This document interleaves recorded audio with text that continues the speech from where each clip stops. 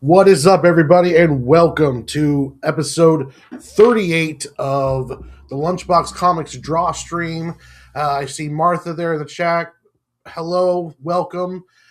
Give me a second here. I'm going to put a link in the chat for my other YouTube channel with Labs Comics Fan called Off the Shelf.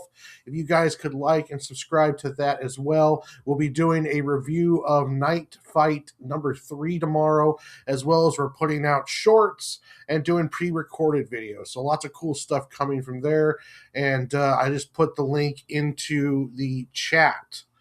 Martha says, I'm going to be doing a historical thing set in the 30s and 40s. I'm not out to offend, but I want to keep it real. There's too much false information out there. A lot of fictional works play like discrimination was never a thing, so they can make people alive and now happy. Yeah, I totally agree with you, and I think that's cool, and I think you should. There's nothing wrong with showing the proper side of history, as the famous words of Charles Xavier: those who forget the past are doomed to repeat it. So I think that we need to have a very honest look at history and people who are brave enough to do that. Now, I understand if like the work itself, there might be a work that you do at a set in a time period where you don't necessarily need to get into the weeds of everything going on at that time, but at the same time, but if that is your point, is to show the real history, then I highly recommend it. As for tonight, today was day 27 of the health journey, and things are doing good. I went to the gym today, I worked out, and then I came after I got a haircut. And then I went to work on the script for How the Squirrels Saved Longview, my next graphic novel. And I've essentially been working on that all day. So what the plan is tonight, I originally planned to do fan art, but I am going to instead work on more of the character designs for that, because as I was writing, I started coming up with stuff. So I want to get some of that out on paper.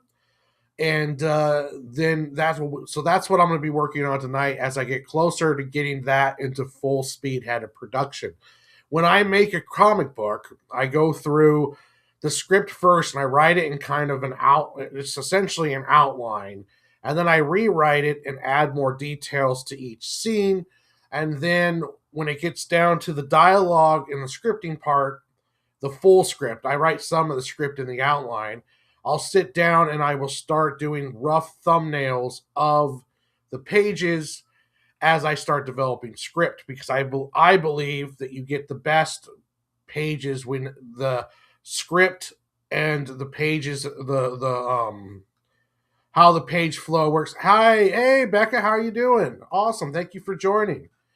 When the pages and the script help each other, the dialogue and the script of the story should go along with the composition of the pages. So I develop my script or my dialogue on my script mostly as I'm doing thumbnails, and then I will do one last turn of a better thumbnail of each page, and then I fine tune the script down to pretty much 95%, because as I pencil and ink, sometimes I might change some of the script to help fit the page better, or I come up with something new. So it's constantly being changed as I make it from start to finish, but I do try to be about 95% there before I start doing pencils.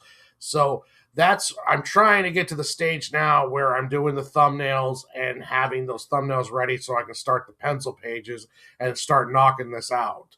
I'm trying my best. I'm treating the script like a movie where I'm working on my act structure right now. And I don't want it to move too fast paced, but I also don't want to spend too much time in the weeds of worrying about the science and stuff along those lines. It's going to be essentially, you have this warrior group of squirrels who live and protect Lake Sacagawea in the town of Longview, the Lake Sacagawea Park. and then these insectoid aliens come down and they try to take over the park, and then they try to take over the whole city. And then the squirrels, along with the raccoons, the other animals of the park, fight back and fight off the insectoid invasion. And then the insectoids leave. So it's going to be essential. I don't want to get too crazy into the weeds with the plot, but I am developing. There's a father-son dynamic between the leader and the main character, who is his son, kind of like the one who's going to be inheriting all the responsibility. And then I have some other characters I've created. What's up, Mel? How you doing, buddy? Other characters I've created that I'm going to be working in there along those lines. So I'm going to start working here on those characters and some of this stuff, and we can talk about it as we go. If you guys have any, yeah, it's actually Longview, Becca. I'm going to be drawing Lake Sacagawea. I'm going to be drawing the Rainier Bridge. I'm going to be drawing the Monticello Hotel. I'm going to go around town. I already collected like 200 pictures on my phone of different spots around Lake Sacagawea, and then I need to go out around town and hit some landmarks in Longview. So this is going to be the books, How the Squirrels Saved Longview, and it's going to be set in Longview, Washington. So if you live here, you're going to be able to see the landmarks and recognize them. And if you take the book and you come to the city for the first time, you're actually going to be able to find the spots that are in the book. So I'm going to be doing, you know what, Triangle Bowl might be one of them too, because that is kind of like a staple of Longview. I'm going to be doing that. That's my next project. I'm hoping to keep it under 100 pages. So I'm working on right now with the script, and I'm going to be doing.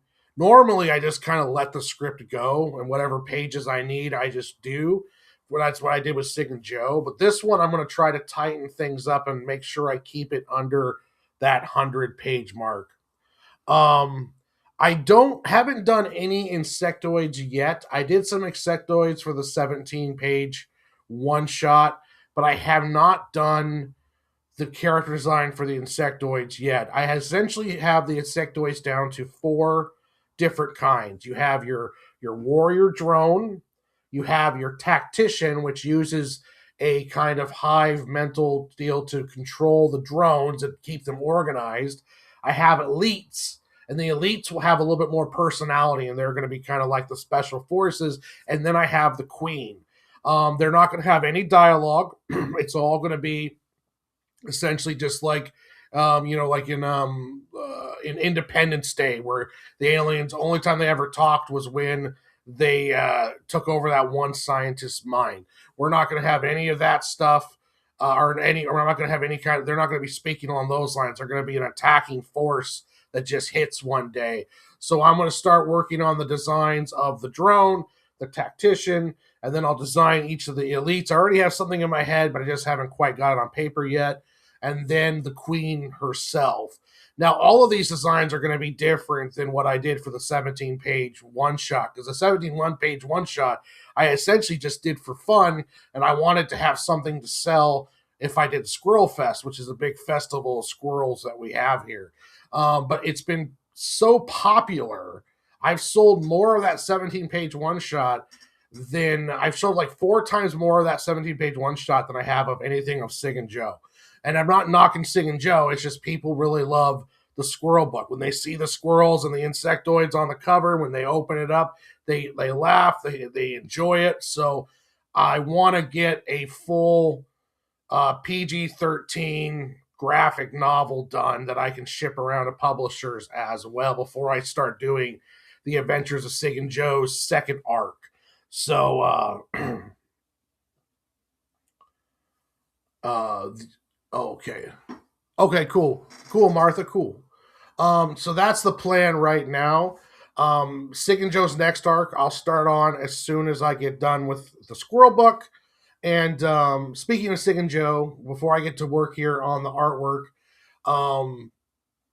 I just got an email today that it is in production. So I got the email for the digital proof. I went over it and said, go for it. I got one from the I will talk about that here in a second too. I got a email saying that it's going to go into production, and then I got the email today that on the website it has been changed to in production. So they're printing them as we speak. So I'm hoping that I'll be getting an email saying that they're ready in the mail in the next couple weeks. As for Antarctic, I have submitted Cig and Joe's first 4 issues.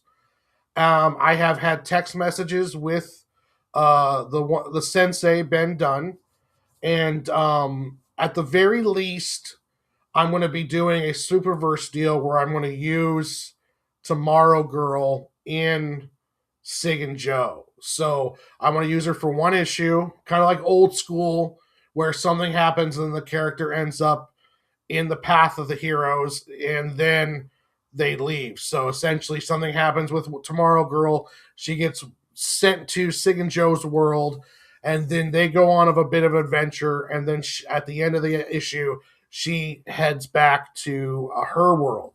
And he said that I can use Tomorrow Girl, so I am excited about that. I have a fun thing planned for her with Cig and Joe. And that'll be probably issue 6. I'm going to do issue 5, and then I'll do issue 6, which will have Tomorrow Girl, and then issues 7 and 8 are going to be a big kind of a finale to the arc. So, as for Cig and Joe 1 through 4, Ben said he's going to talk to Sensei Mr. Dunn said he's going to talk to his editors about Cig and Joe. So I don't know. Maybe I will. Maybe I won't. If they don't want Cig and Joe, which is, I understand, then I will submit to the Squirrel book when I get that done, and any future projects down the line, because I like Antarctic Press. And I also might ship around elsewhere.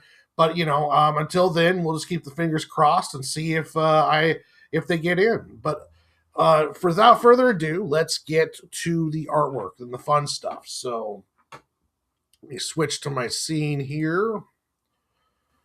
And okay, so let's get started on this. I'm going to make sure that the music is going here for you guys. I'll get my music going. Do.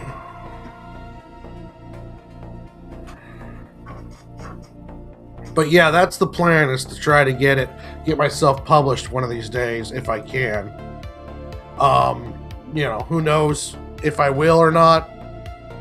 All I can do is work on getting better. Like going with my motto, the next page, the next panel, just make sure that, I'm constantly trying to just better myself. And if I ever do get published, great. That'll be amazing. Kind of a dream come true to have a regular series published. But if I don't, I don't. I'll just keep, like I told Martha earlier in the comments, I love making comic books. I love the writing. I love the process. I love comic books more than anything else except for my family.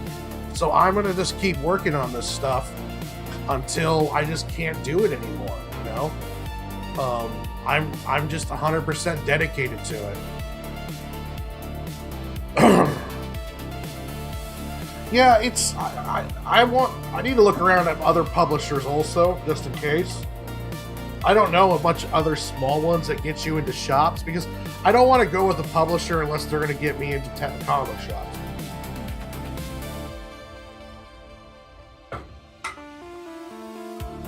If they're not going to get me in comic shops, I don't really see the point.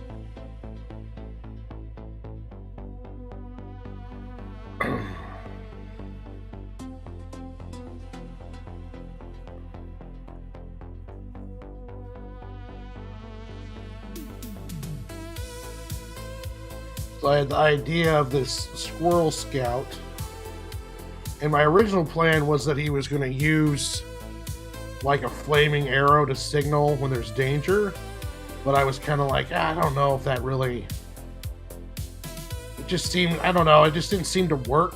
Maybe it was just a little bit too stereotypical.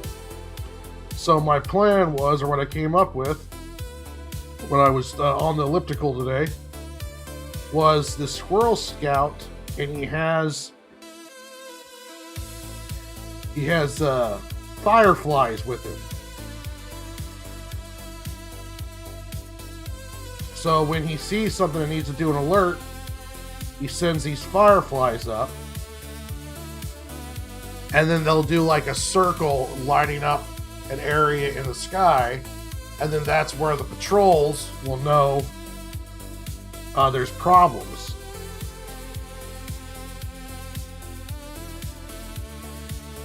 Because I want to use, a bunch of different parts of nature.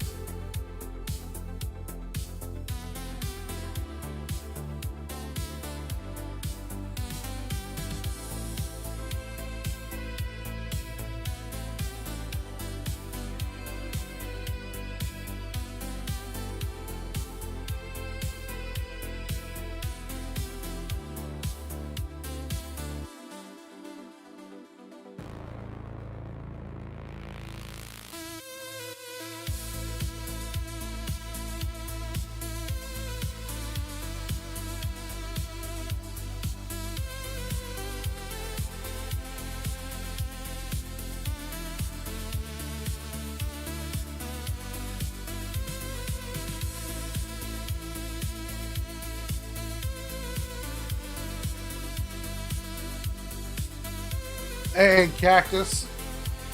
How you doing? Thank you for joining us.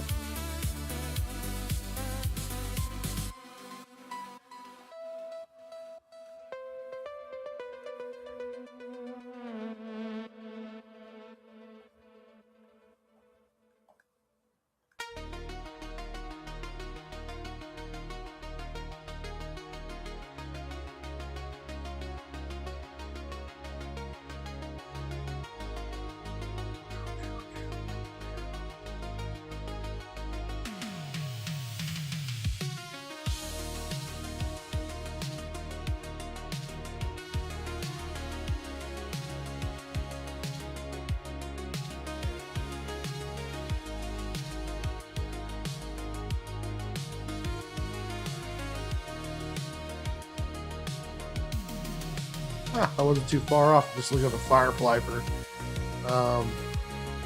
reference.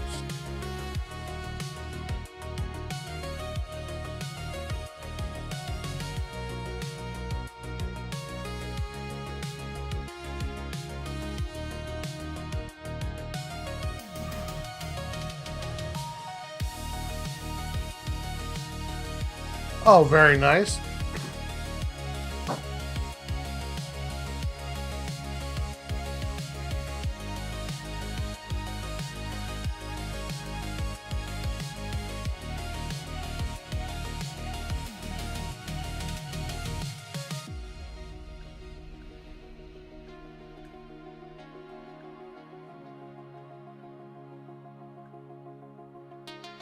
Oh, thank you. This is a scout squirrel. He uses little firefly pets to signal when there's trouble. He'll send up like 3 or 4 of them up into the air, and then they'll like fly in a circle.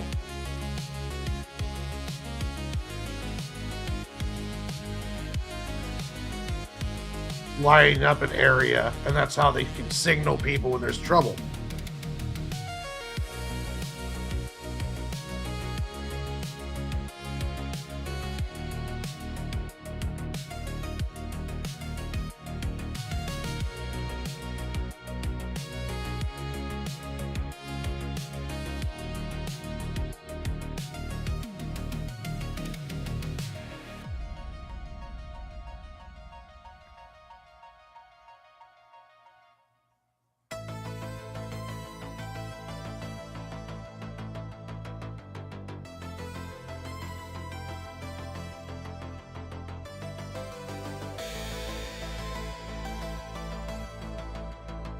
So I'm just kind of imagining like this kind of bearded squirrel with these like fireflies kind of walking on all over like his shoulder and on his tail, kind of always around him.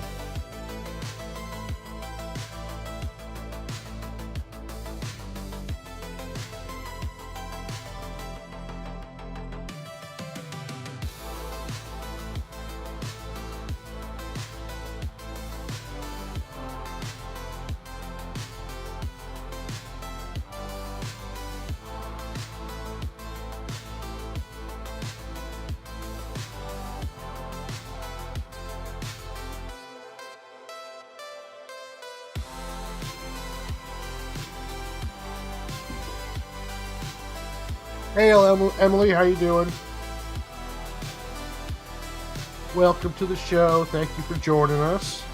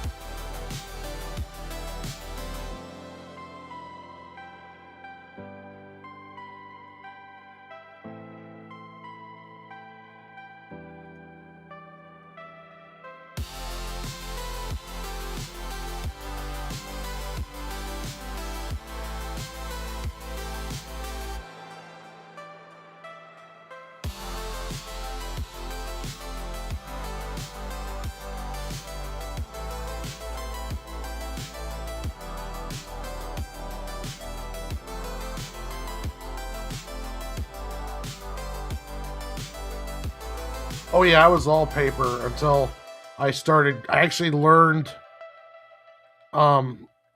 digital art when I started thinking about making comic books full time.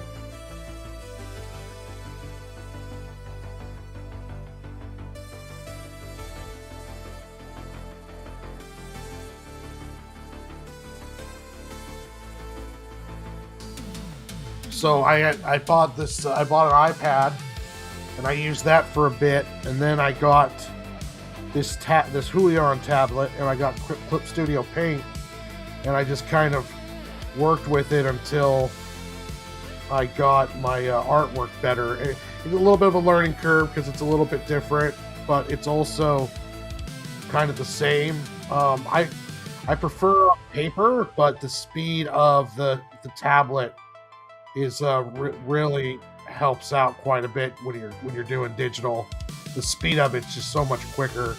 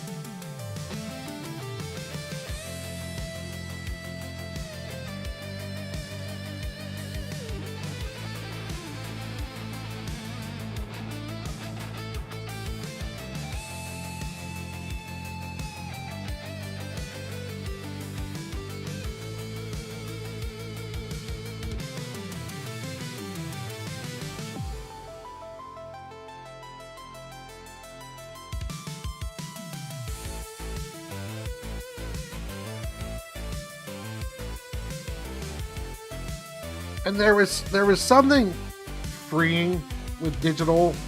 You know, it was like I would get frustrated before because I would try drawing something and I had a vision in my head and I couldn't even get close to doing it that way. And then with digital, it's like, oh, I drew the head too big. Well, then let me just shrink it real quick, isolate it, shrink it. The layers helped me work faster, and I was able to work through my frustrations quicker. And it actually made me a more confident artist. That when I get back to paper, I draw better on paper now than I did before I started learning digital. So they really did help each other out. Create when I was creating. Kind of a symbiotic thing. They worked out quite well. Because a lot of, sometimes like just this comes down to confidence. And confidence has always been kind of a struggle for me. And this helped out quite a bit.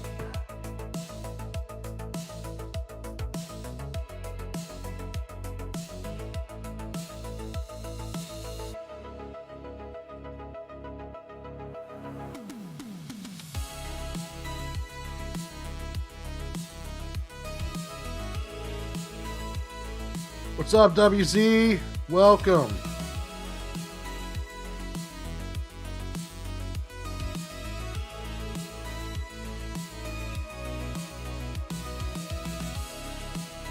Because sometimes artists will get this deal where they can't make the artwork look, or they can't figure out like torsos, or they can't figure out heads. They just can't get the proportions correct, especially when you're doing humans.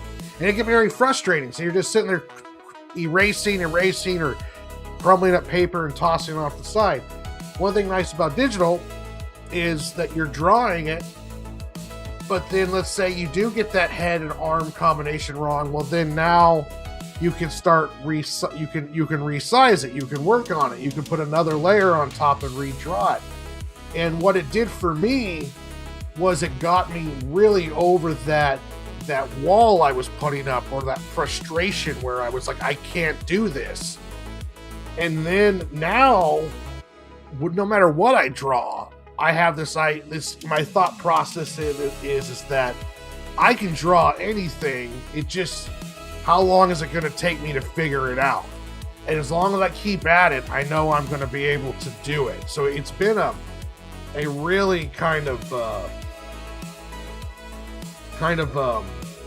cathartic thing for me, getting over that self-doubt and that wall I was putting up, where it's like I can't do this, to where I can do this. I just gotta, how long is it going to take me to figure it out?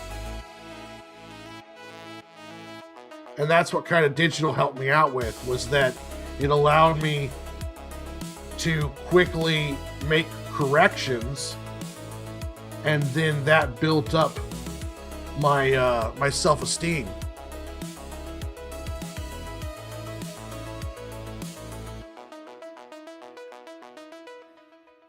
And something happened when I was making comic books.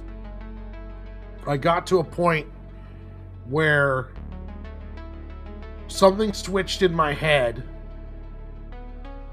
and it was, I might fail, I might suck at this, I might not be that good, but if I keep working at it, I'm going to do it.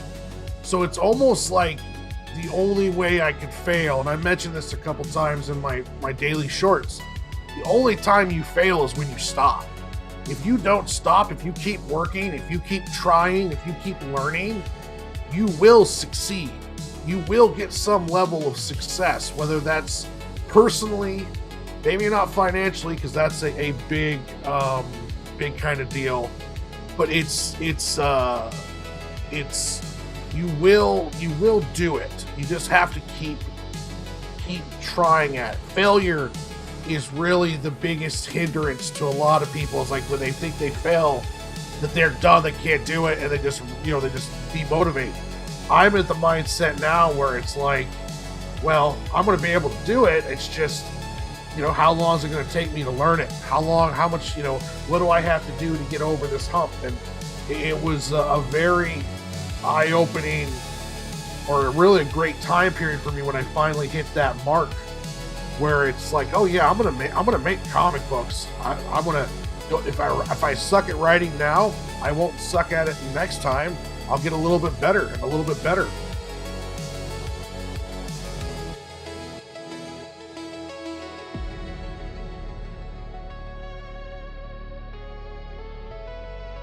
And that's just what you have to tell yourself. That's what you just have to do. You have to work past all the crap, that inner voice that tells you that you can't do something, or those outer voices. I just recently had a guy who's mad at me tell me that I suck and my writing's terrible and my comic book sucks and all this other stuff. And I just told him all of that might be true, but I'm just going to keep working on getting better. I'm going to keep making them. That your opinion of me doesn't really affect whether or not I make comic books. It doesn't affect whether or not I do this. It's just an opinion, and nothing's going to stop me from making comic books and getting better and working at it.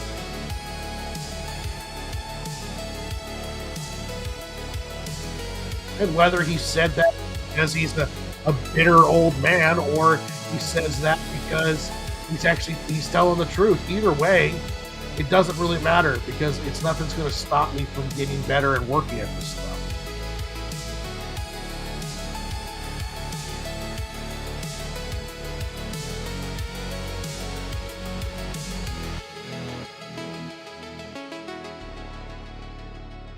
That's one of the reasons why reviews, negative or positive, or people who talk shit, negative or positive, doesn't bother me, because at the end of the day, no matter who it is, I'm never going to stop making comic books. I'm never going to stop trying. I'm never going to stop getting better.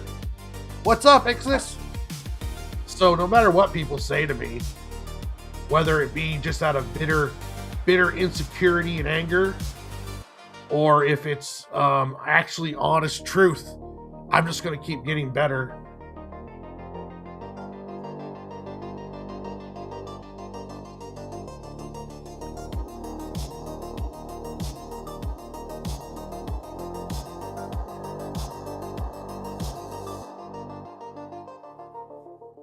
Well, some people are like that, it just happens. Some people are very live these like bitter kind of lives, and they take it out on the people around them to try to make themselves feel better. And you're gonna find that in comic books, you're gonna find that in music, you're gonna find that everywhere. No, I had a run-in. I had a falling out with another comic book creator, and they were trashing me in DMs, but I just whatever. Yeah, I just pretty much told them that whether I suck now or or what, or no, it doesn't really matter, because at the end of the day, I'm just going to keep working and getting better.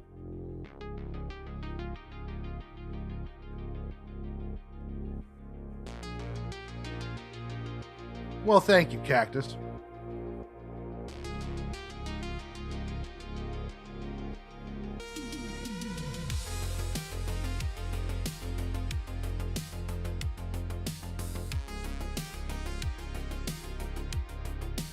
But that's just a normal day in comic books. Is that when you're always going to have somebody who's going to tell you you're trash. You're always going to have somebody who's going to come in and be like, you shouldn't be doing this, or your stuff's unreadable, or your artwork sucks, or you're always going to have people doing that stuff. Especially the higher up you get, the more success you have, the more the haters come out. It's a very jealous deal.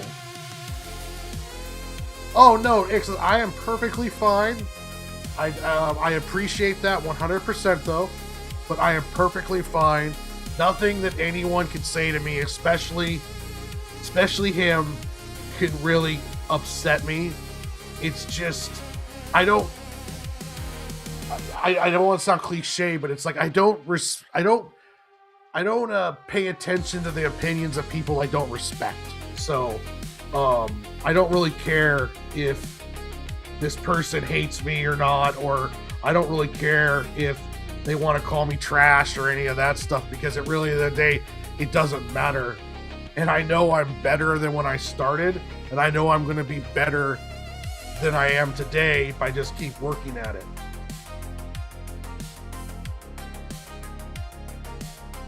But no, I do appreciate that, Ixus, but I am perfectly fine. I have no animosity, no anger, nothing along those lines. I'm just like, to me, it was more funny than anything else.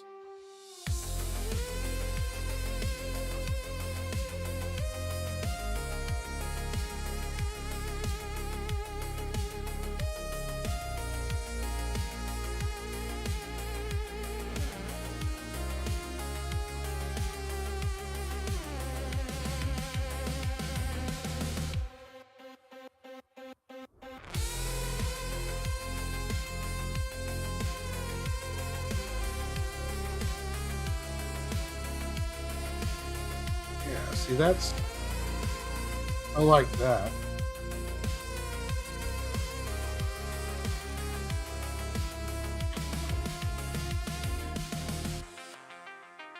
Well, that's honestly, and I learned this by watching the Sensei Ben Dunn. Um, these guys can talk their crap, but really it's just a person just shouting an opinion online. So it really doesn't matter at the end of the day. Their opinion really doesn't matter at the end of the day, only if you allow that opinion to affect you. There's a lot of drama farming. There's a lot of people out there. What's up, Laps? Who are just trying to fish for that attack, and you just gotta just blow them off and just keep doing your stuff.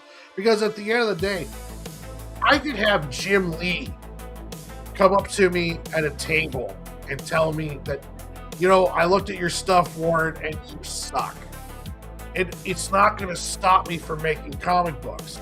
I'm just going to be like, well, tell me where I need to work, sir, and I'll work to get better. And then if Jim Lee gives me that time and says, hey, yeah, you need to work on A, B, C, and D, I'm going to write that down and I'm going to work on it. And I'm just going to keep moving forward. Like, there's really nobody on this planet who could tell me anything that's going to derail me or stop me from making comic books. My first review of Cig and Joe, and this is before I did the reboot and I redid issues 1 and 2, was just, I got eviscerated. I didn't even know I was getting reviewed. They just sent me a link and said, hey, we checked out your book. And then I watched the review and it was 30 minutes of nothing kind at all. It was just so vicious, and it hurt. But I learned a very valuable lesson, is that not only one, you got to brush that stuff off and you can't let it affect you, and two, they were right about a lot of stuff. There was a lot of stuff that I needed to work on, that I still need to work on. So even with the most vicious critiques or words set out there, there's going to be kernels of truth in it, and there's stuff that you can draw from it, and then you can get better. Allowing somebody just to derail your dreams just because they want to, use you as entertainment, or if they want to start this big old thing and along those lines, it's just ridiculous. You're playing into their game. You can't let them do that. It was one of the more valuable lessons I learned in comic books, was how to brush off criticism and just take the value out of it and then move on. It was a very, very valuable lesson for me to learn. A little bit painful, but it was a very good lesson over the whole thing, and I really appreciate it, because it really taught me now. That nasty first review, it really taught me how to deal with that stuff, and it really focused me a lot more. So if anything, I should be thanking them for their cruelty because it helped out in the long run. Oh, I love you too, Laps. Also, guys, check up earlier in the chat. I put the off the shelf YouTube channel link in there. Me and Laps' channel, and we'll be doing a review of Night Fight number 3 tomorrow. Make sure you guys like and subscribe to Off the Shelf.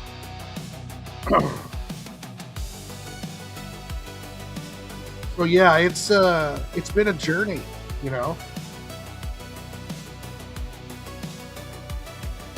All right.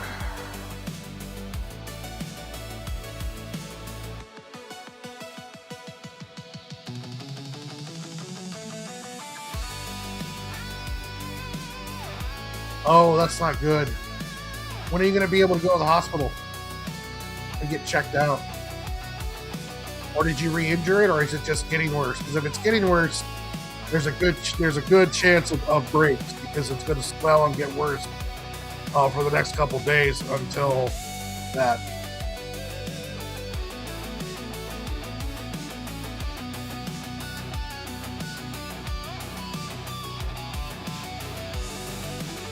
Okay.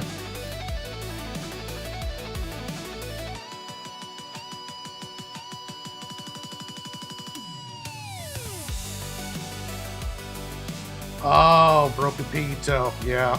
Ouch.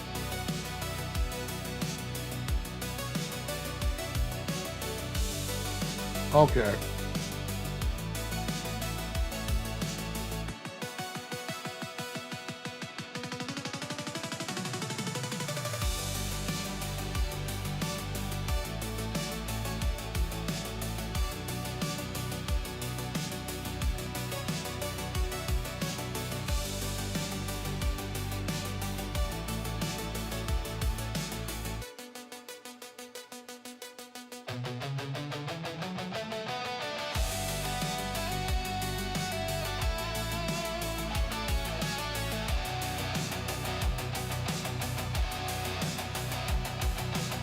Okay, cool.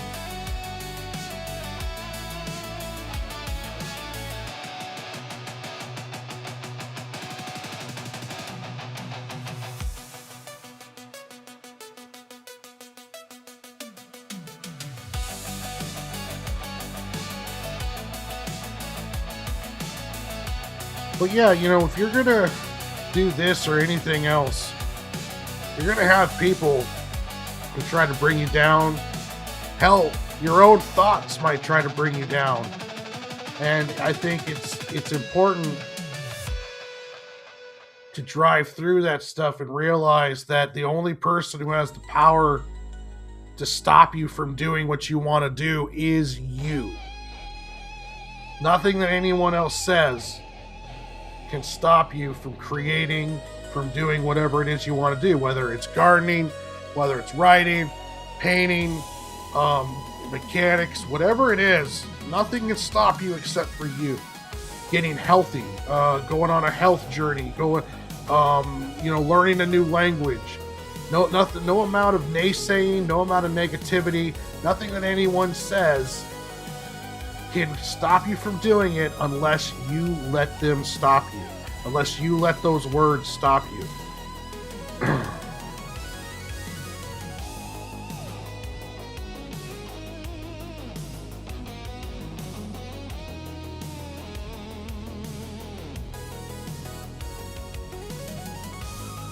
And that's my TED Talk.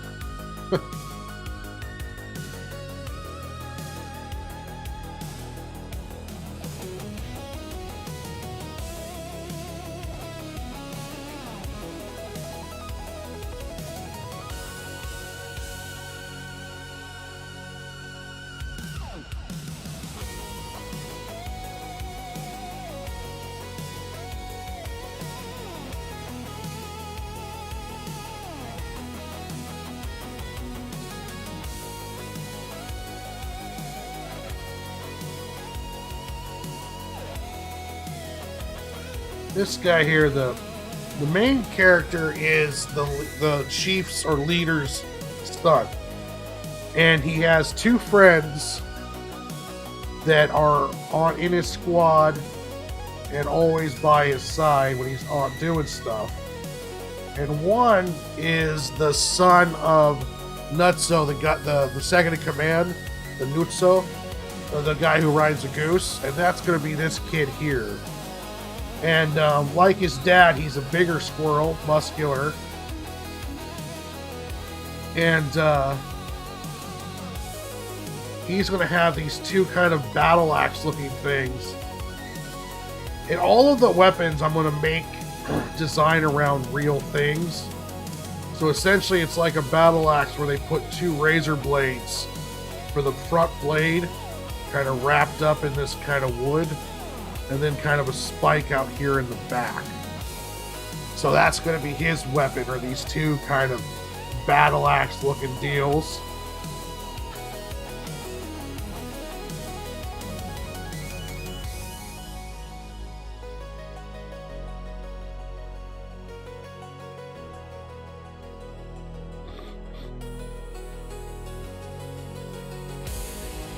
Oh, before I forget, guys, too, tomorrow at 9 o'clock in the morning my time, so 9 o'clock West Coast time, a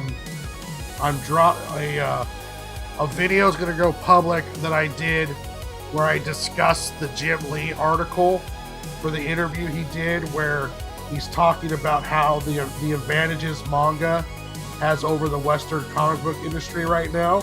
So I go over that article and I give some of my thoughts on it.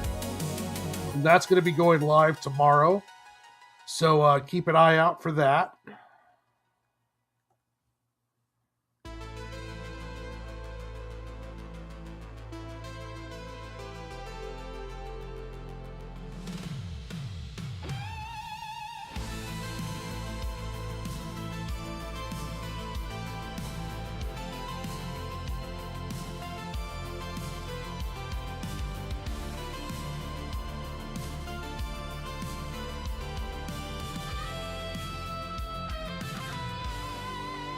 Hey, what's up, Pete?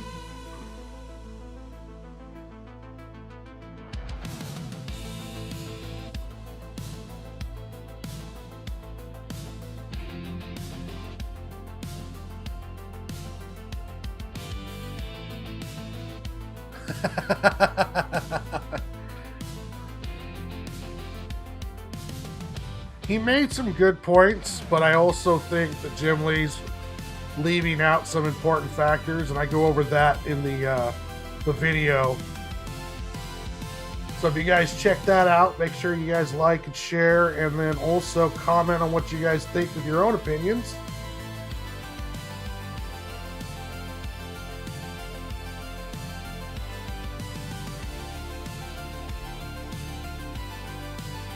Oh, I'm doing fine, WZ.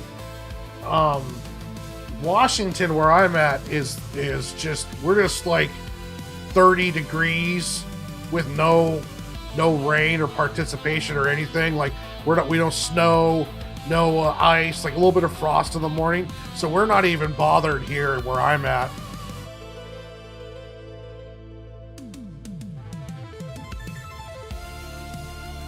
Oh yeah, that's another good topic too. There, Pete. Yeah, everywhere else in the country it's getting just hammered with snow, but Washington, we're all cool here.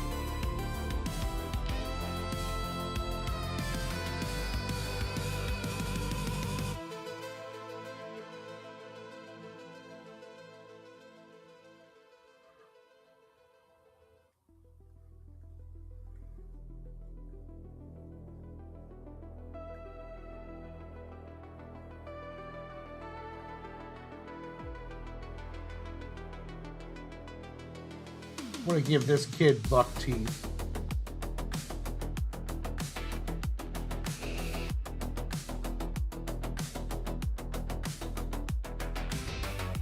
Neon lights sound like a restless heart. City whispers secrets in the dark. Footsteps echo in the empty park, chasing shadows, falling apart. Run to the edge, don't look back. Neon dreams on a glowing track. Lost in the hope, lost in the spark.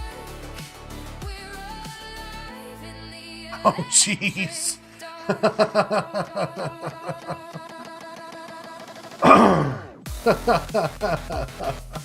That's funny.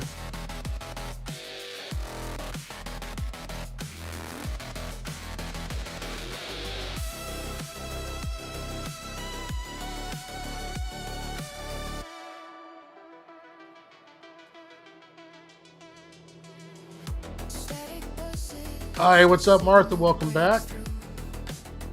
Skyline flickers. We got a bunch of people in chat. We got Pete here. We got Laps. We got WZ. We got Emily. We got a bunch of cool people. Ichthus is here.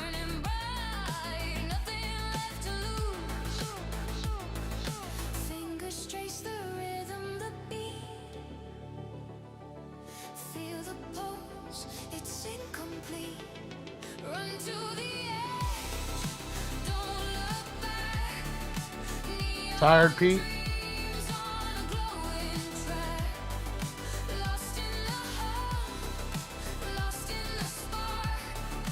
We're alive in the electric dark, dark, dark.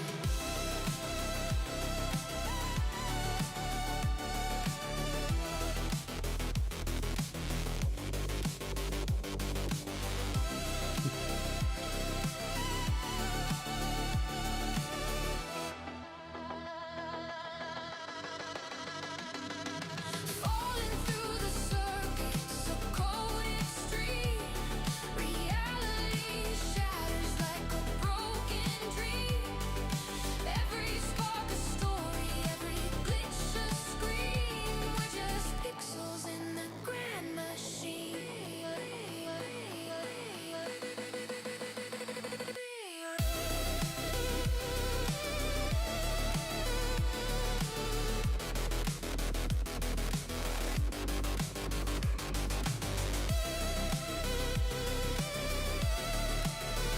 Yeah, that is a good thing.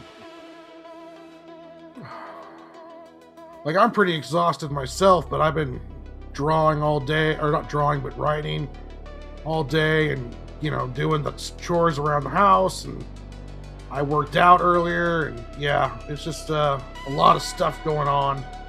But, you know, it's good to be busy this way.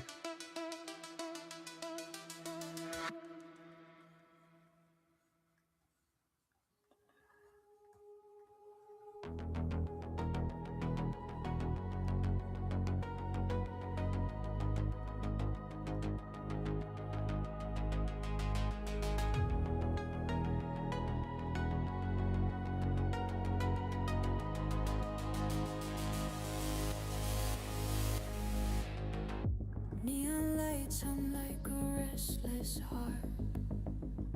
City whispers secrets in the dark. Footsteps echo in the empty park, chasing shadows, falling apart.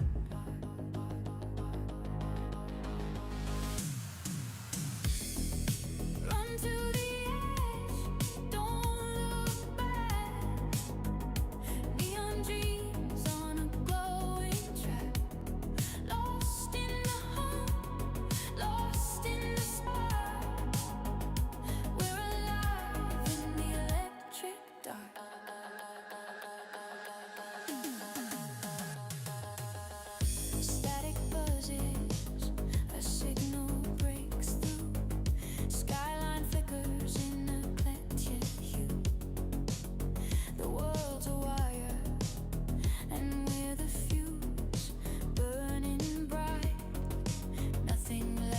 Hey, what's up, Phil? Fingers trace the rhythm, Joining the land of the living, I see. feel the pulse, it's incomplete.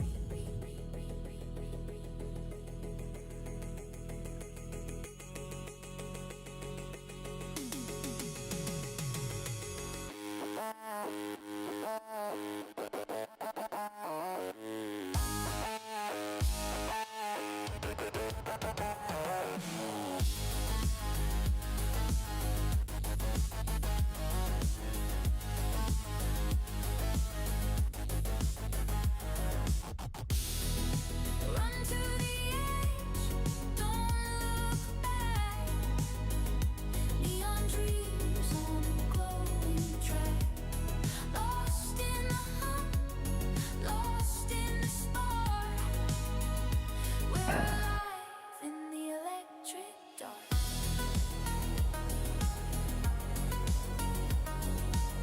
Yeah, Phil, I'm just working on more character designs for the Squirrel book, and I was talking about how to deal with some of the mind games that get played in comic books and how to deal with negativity and stuff along those lines. Reality shatters like a broken dream. Every spark a story, every glitch a scream. We're just pixels in the grand machine.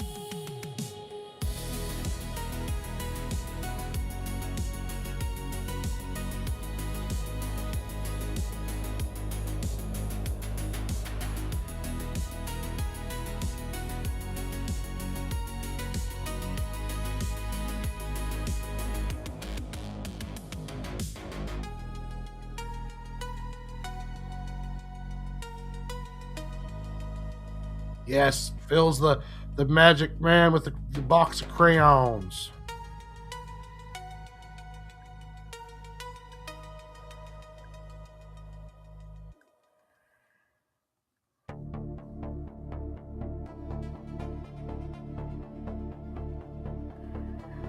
Yeah, no, Phil will lose track of for months on end as he gets into a weird vampire hour phase.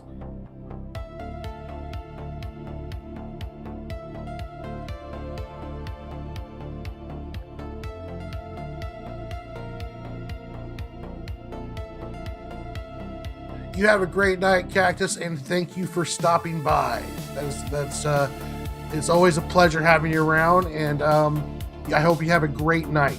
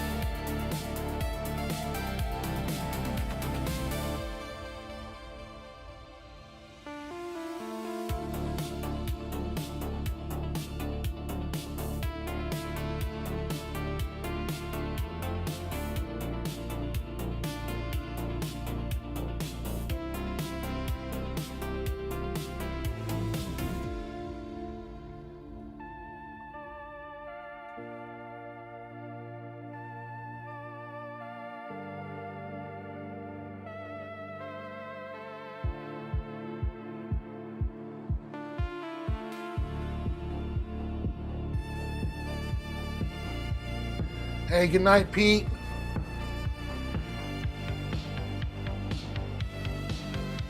You have yourself a wonderful night, and I will talk to you later, buddy.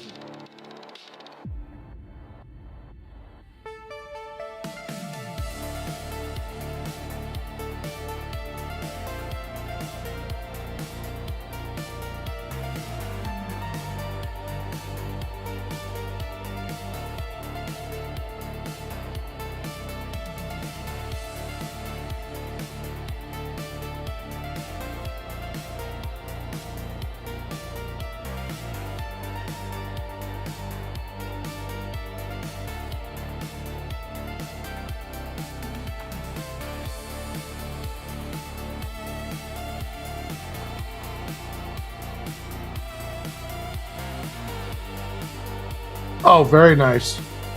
Getting lots of good references.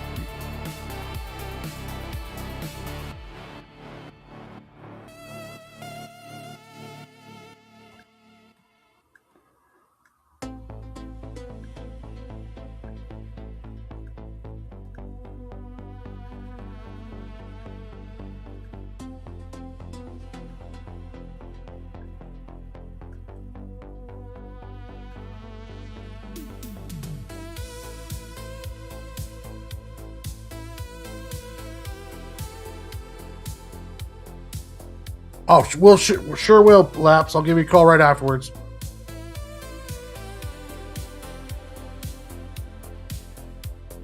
Yeah, no problem. I'll give you a call when I'm all done.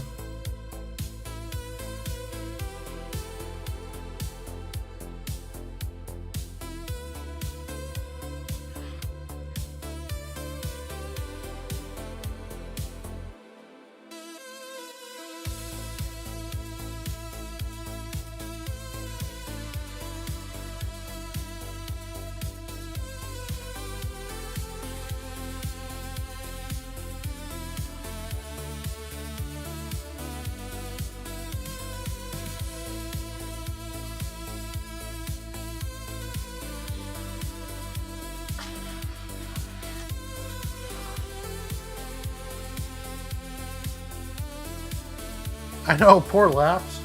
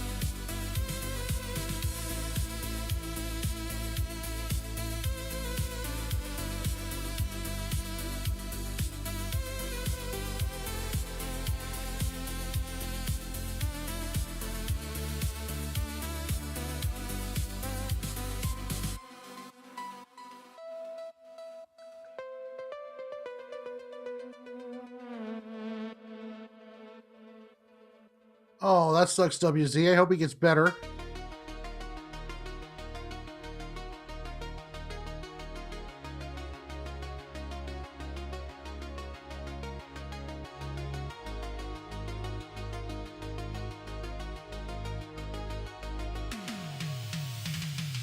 Oh.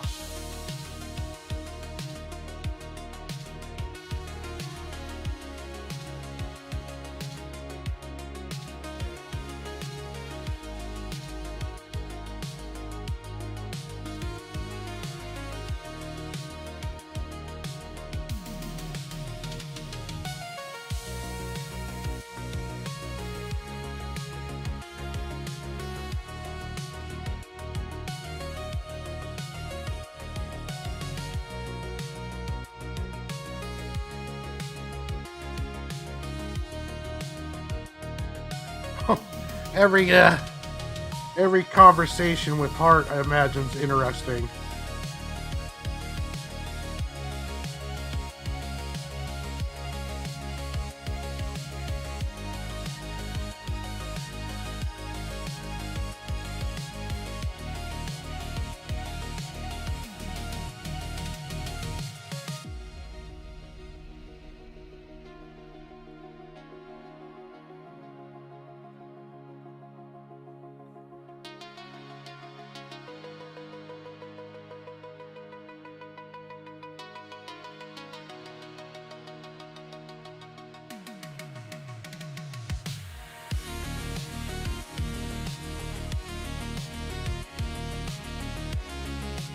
possible work though. Oh, the health journey is going good, WZ. It was day 27. I'm almost done with the first month. I've added in lifting to my workout schedule. Like tomorrow, I'll be working on chest. I'm going through what they call, well, my dad calls it cycle training. I do like 120 pounds on the bench for reps of 10. And then next week, I'll do 125. And I keep adding 5 for 6 weeks. So at the end of 6 weeks, I'll be benching 150 for 10. Then I take a week off and then start over again at 125. And then by the end of the next 6 weeks, I'll be at 155. And I'll just keep doing that and keep building. It helps build your overall bench, but also allows your body to adjust without doing any injuries or along those lines. So that's what I started on Monday, but I'll be lifting chest on Monday and on Wednesday. So yesterday, and I'll do it tomorrow. Today I did 30 minutes on the elliptical, and then I worked calf muscles, which I just got in the calf machine and did calf raises. I do 10 with my feet sticking out, 10 with my feet sticking in, and then 10 normal. And I do 3 sets of those, so 30 reps for 3 sets. And I do calves every day now after I work out. And then the diet's going really well.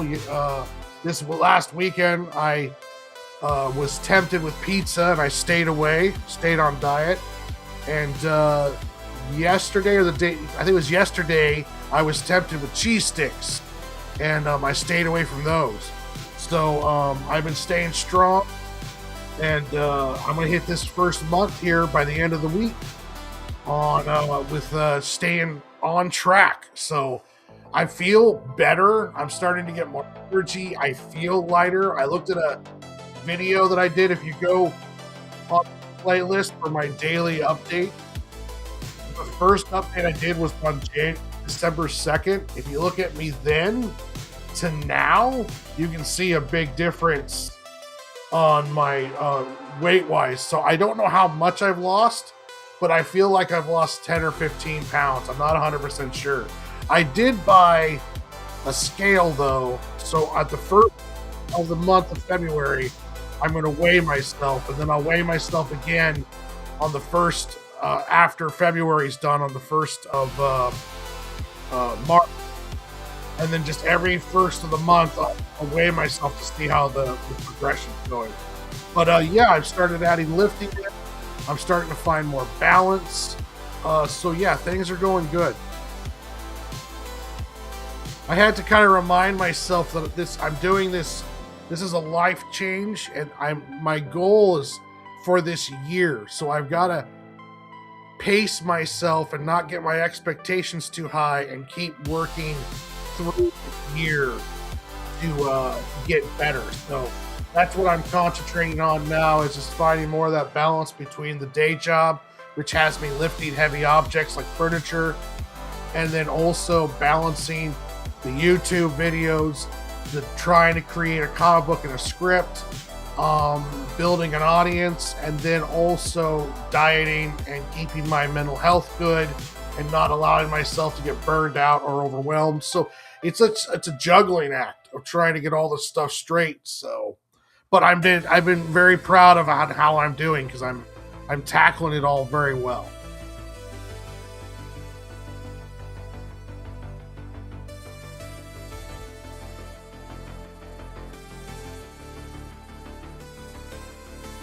I've been kind of stagnant on YouTube.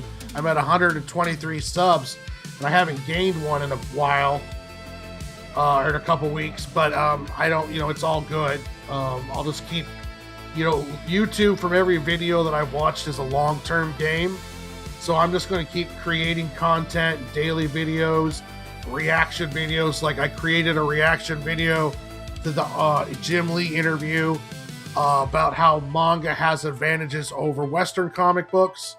I'll be creating more videos on other reactions of stuff as it come along. looking at more other comic books and stuff along those lines. While I also build the channel with Laps, our off the shelf channel.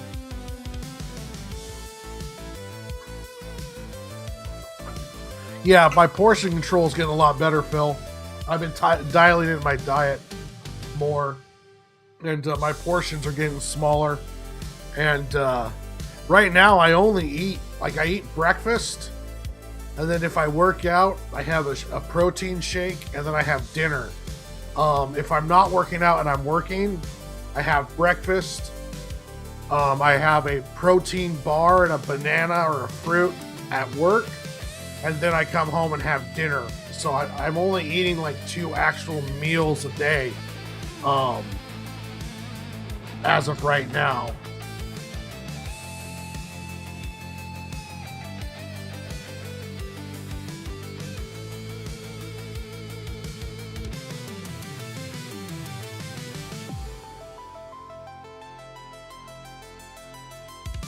I was making meal preps with rice in them. I stopped with the rice. I'm not doing that right now. I'm just eating essentially just meat and vegetables, but I also do like Greek yogurt with blueberries in it. I'll have like peanut butter on a banana if I want a snack. In my protein shakes, I put in water, blueberries, bananas, and peanut butter with the protein powder blended up, and I have that after I work out. And it's been going pretty good. I'll keep dialing it in. I don't want to go too light on the portions because I am very active with the working out and stuff along those lines. So I want to make sure I'm still getting enough, but at the same time, I want to make sure that I'm not overdoing it. So, but I'm finding a pretty good balance. Like tonight for dinner, I had a steak with broccoli and mushrooms, and I cut half the steak up and put it into a Tupperware for, my job is I work for an estate sale company, and I move a lot of furniture. So like china hutches, couches, just boxes of stuff, moving trash out, doing dump runs. So I do a lot of lifting for my job, and it can be kind of taxing at times. Like I actually hurt my elbow by overworking it it was not just my job, and also I tried lifting too quickly after I did a really heavy, like these 2 china hutches I had to move were the heaviest friggin' things that I've ever tried to move at this job so far. It was like all oak furniture, and one of the hutches had a marble countertop between the top part of the hutch and the bottom. Yeah, I hated that thing. But it's a very active day job, so you got to kind of balance. If I do a lot of lifting and moving stuff, I don't go to the gym. Or I might just do cardio and I will skip lifting. So I'm trying to work that in. That's why I'm only doing bench press right now for my first cycle. For the first 6 weeks. I know. For the first 6 weeks, I'm only going to do bench press, and then I'll start adding in other stuff with it later. But I want to just kind of get my body used to it and not overwork myself. Oh yeah, Phil, it was like the connecting tissues right here, and then right here and on my elbow. It was just sharp pain every time. I could barely lift up like my water bottle with one hand. It was hurting so much because I overworked it. So I have to be careful. It's like even that's still a little painful.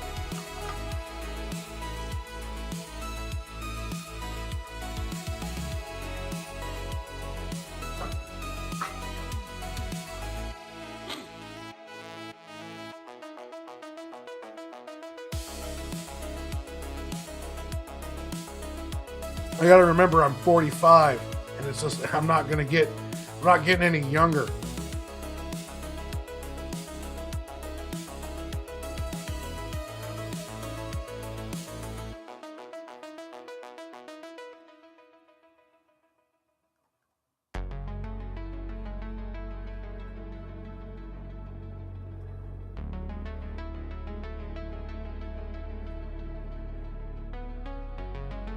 Um, it's right there where the tendon and muscle connect. So I think I strained that area.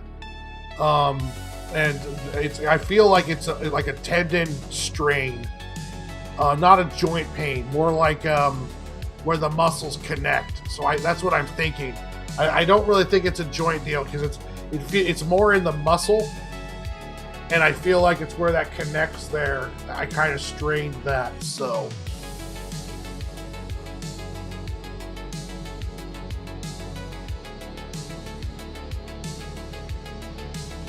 But I got to keep pushing because I got to get the beach body ready for summer.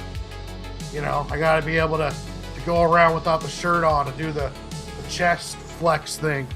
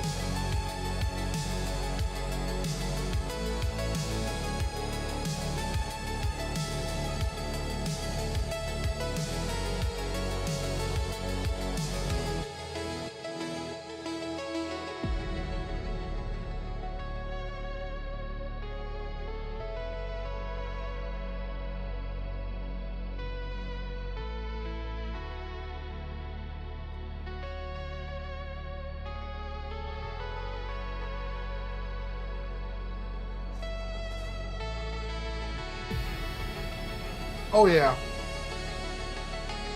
And you know, in all honesty, what's most important is that I feel better, that my health is better, that I'm more active and I can feel better.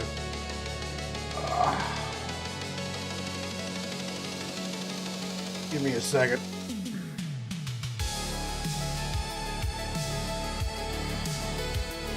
There we are.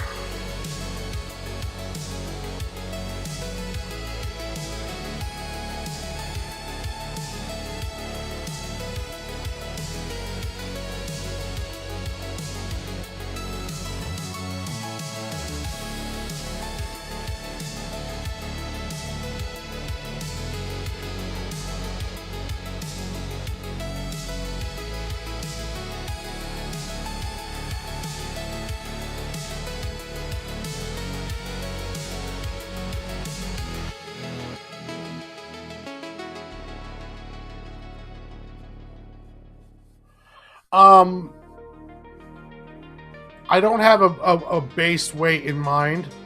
I'm essentially, my thought process is just workout, diet, and wherever I settle and feel comfortable at is where I'm going to go to. But I don't really have either a look or a weight in mind. It's more along the lines of where I'm comfortable and I can maintain and see where that looks like and what's going on there. Maybe I'll make adjustments later, but right now I'm just kind of trying to get into a area I can just maintain it.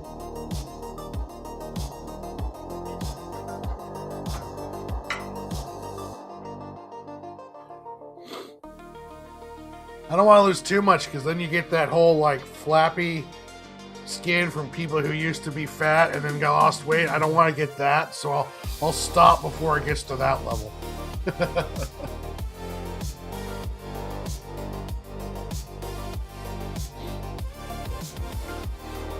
No, I haven't looked into BMIs.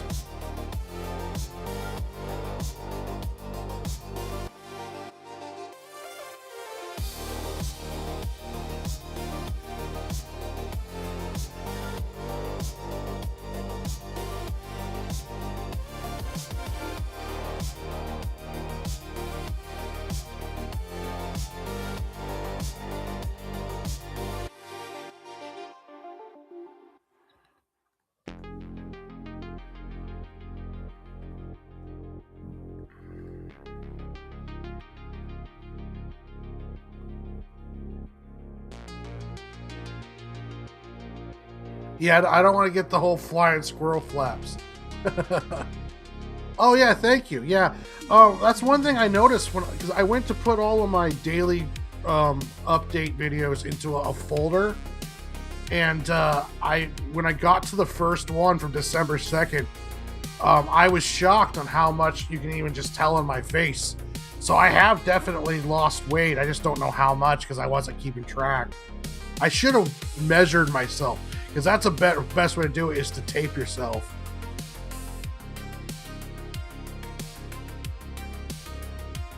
Yeah, that's the plan is to keep working out, and I'm not too worried about it.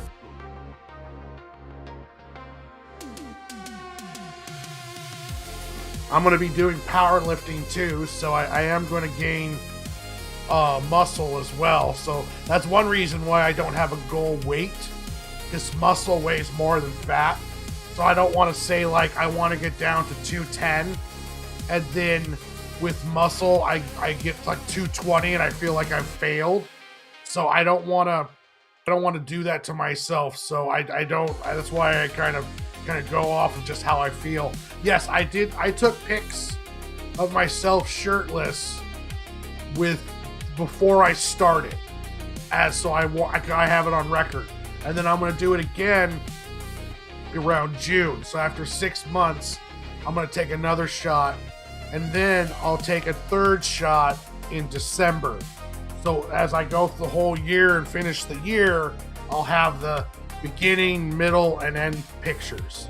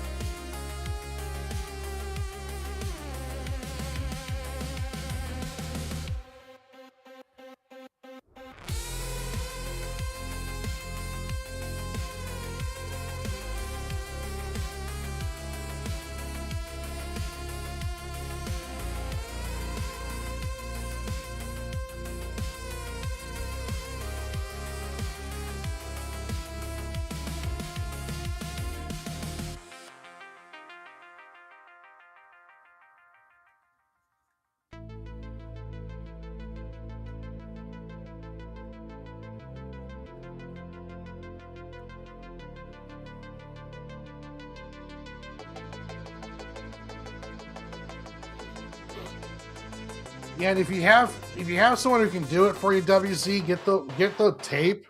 And I would suggest taping biceps, forearms, chest, like across the nipples, around the whole body, stomach around the belly button, thighs, and calves.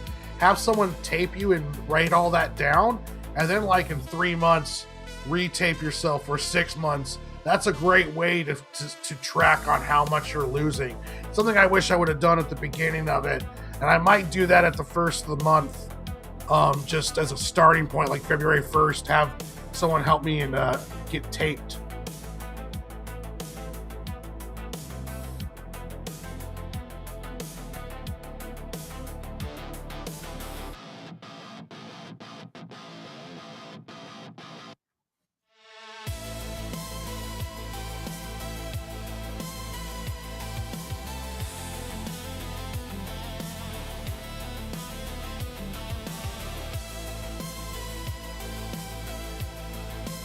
Ah, nice. You'll get it too. I got faith in you, buddy. Remember, I was saying earlier, the only time you fail is when you quit. That's the only time you really truly fail is when you stop trying.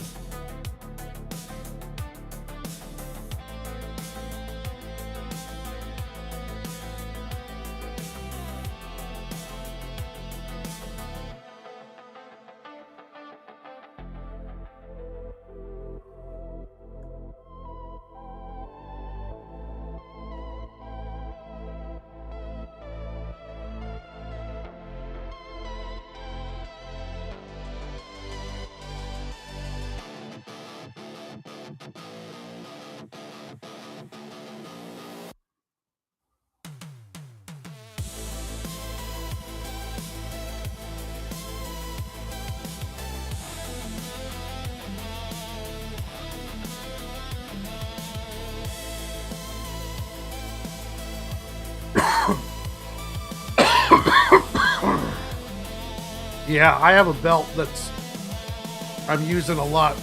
Like I got a lot more of the end piece on. I'm almost wrapping around twice.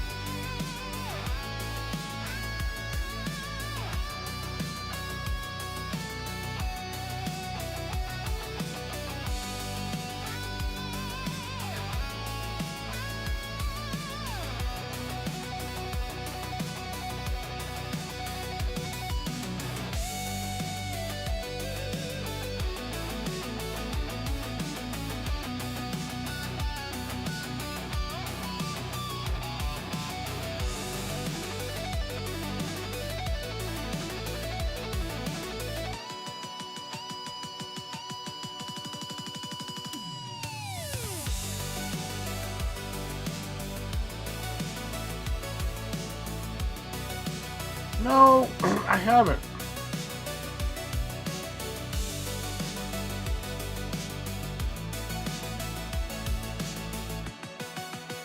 I might do I might do a stream where I'm doing the layouts, where I'm showing how I turn script into thumbnails and how I finalize the script or the dialogue. I might do one on that over here on my drafting table, where I show the process of that one. That one might be interesting to do. We'll see. Especially if you guys want to see kind of like how I put the stuff together.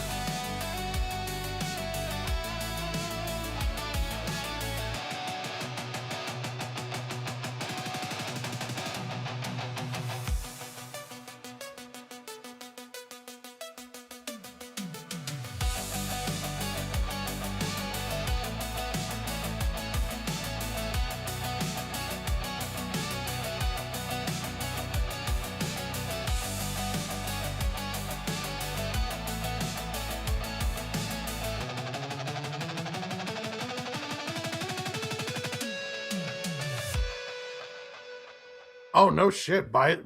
Really? That's cool.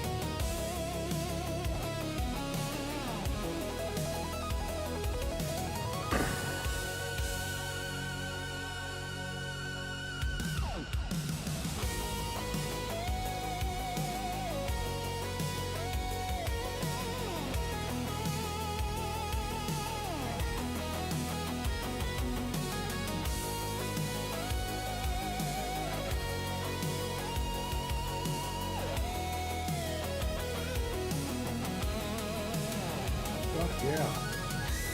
Thank you for the link, Phil.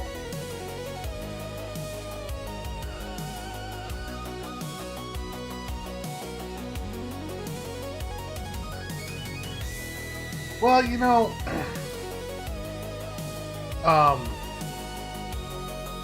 I find getting critiques is actually pretty difficult.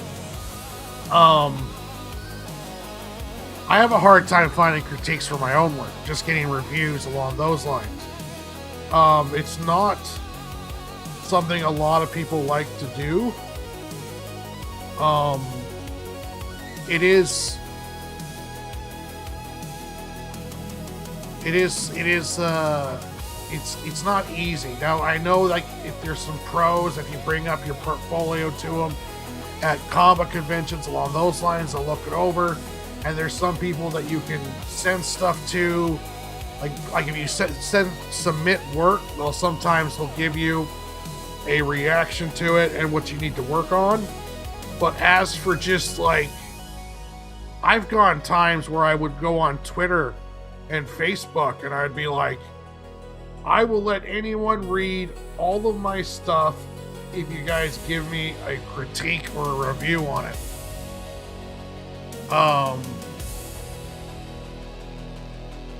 Oh yeah, doing the thickening of the lines if it's closer to the person, or if the object is in front of like a big clutter, you can thicken the outline around. Yeah, that stuff is very helpful.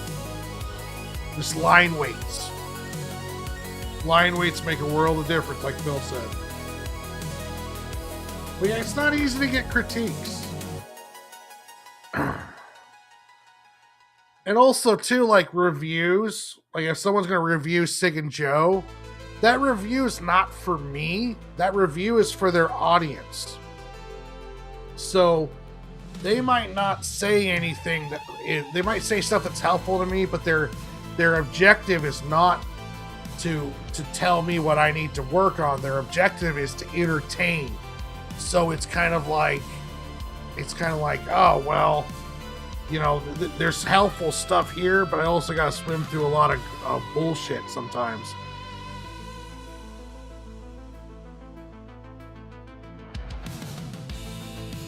Yeah. Definitely one to study is Joe Mad. Joe Madura, I think, is just a king of line weights. The way he does his line weights is just so special and unique. That's one to kind of study. There's pretty good line weight artists in manga too, but I can't pronounce most of their names.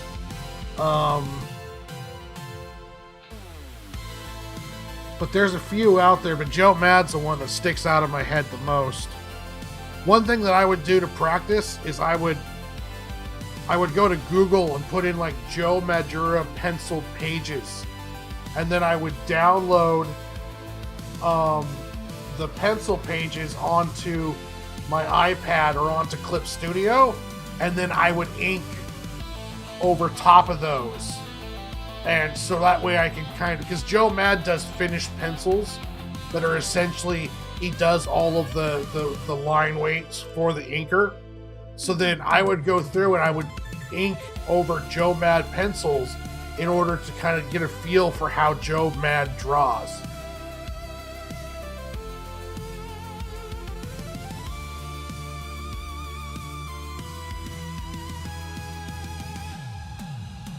Yeah, he uses his shadowing very, very interestingly too. I am a Joe Mad fanboy though, so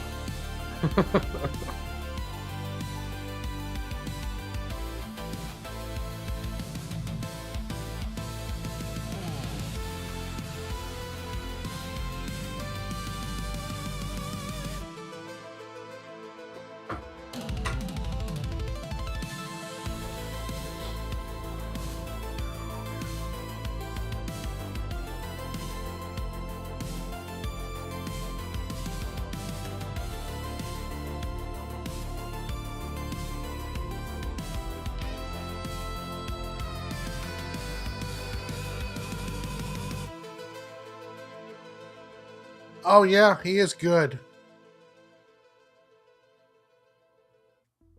That Bernie Wrightson's really good.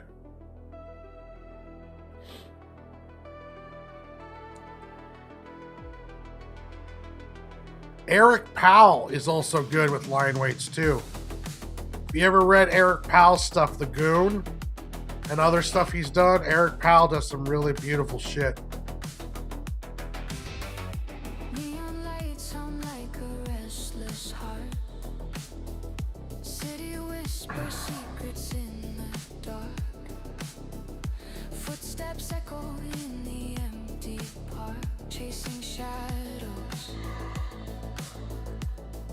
falling apart.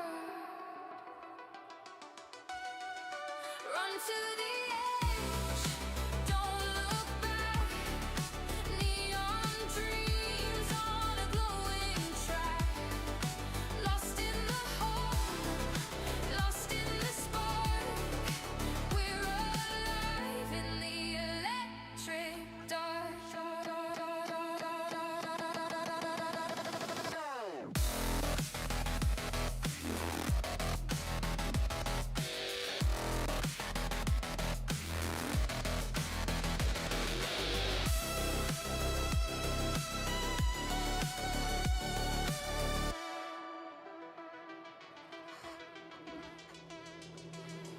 Static buzzes, a signal breaks through.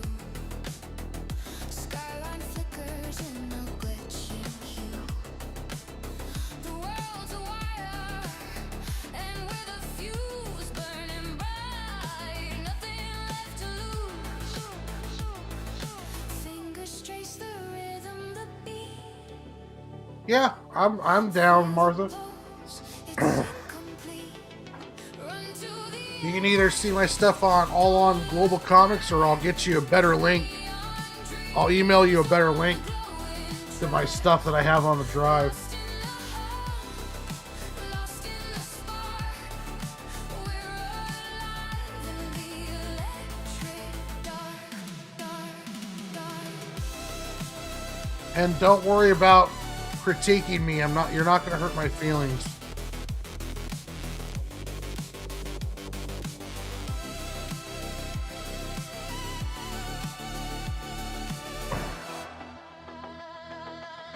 Okay, cool. Falling through the circuits of cold extreme. Reality shatters like a broken dream.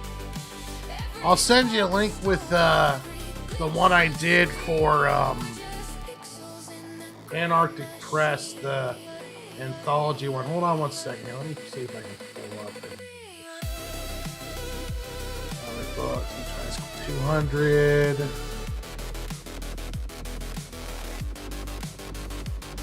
Gotta pull this up.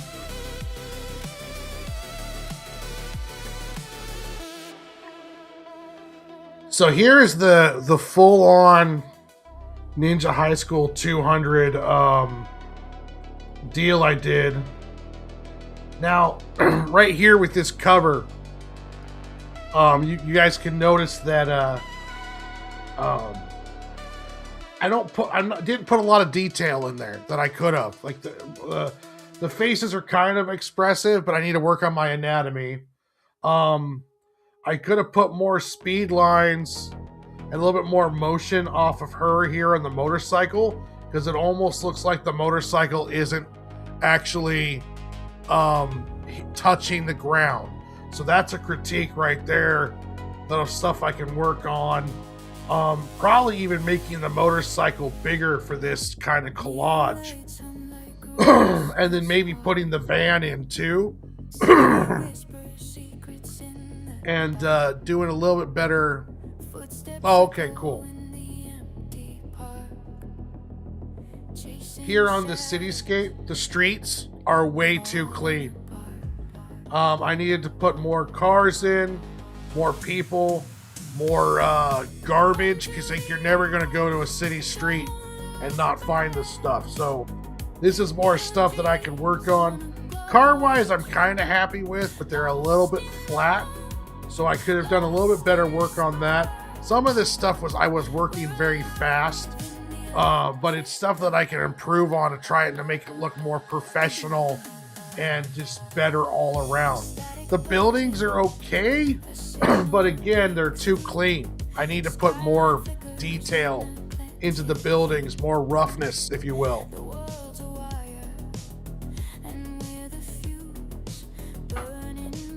Let's see here. Same thing here. The building needs more detail there. I added more dirt and stuff in the streets so it looks a bit better, but I could have put some more people in the background around here, along there. It's a very empty street scene, and it should have a lot more action and more stuff going on in it. The buildings could have a little bit of a glare instead of just being black on the windows. And here, I just no backgrounds at all. Now, you can get away with that, but honestly, I probably should have put some kind of hint of a background, especially like with her walking by this poster here. I could have put something like that back there, even if it's more of a less of a like an image of it, or it's covered by word balloons. Having something there helps fill out the panels more. I really like how I did the line weights and the foreshadowing for this one.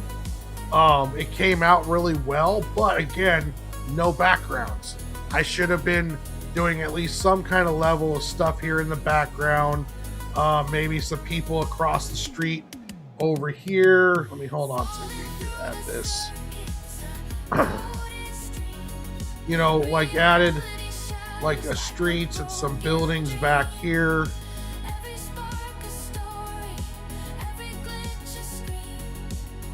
Along those lines. And it would have filled out this scene a bit better. Or a lot better. So I could have been doing stuff like that. Same thing. Here I got the background in. But again, the streets are pretty clean. I could have added more stuff along the roadways, like a cup or more stuff, maybe some lines in the building, something along those lines to help kind of make it more real. I like the positioning. It's just I could have done more. So the van pulling up here, I should have put some more maybe lines to show some motion on here.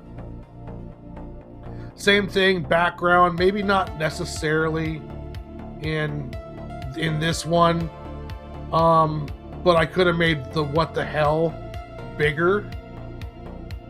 I liked the transition with this one. I liked the bags, but again, the car detail could have been more. I could have drew the guy in here, and this one, you don't need to do any background in this one here, just because it's just how the way she is and the positioning of it.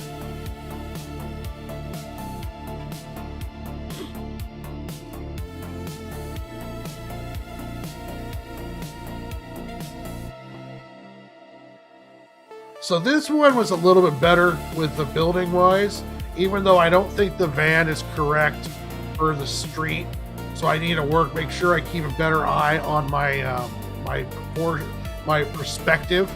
The van probably should have been flipped up a bit more, maybe more along the lines like that than it was, or the street kind of more like this.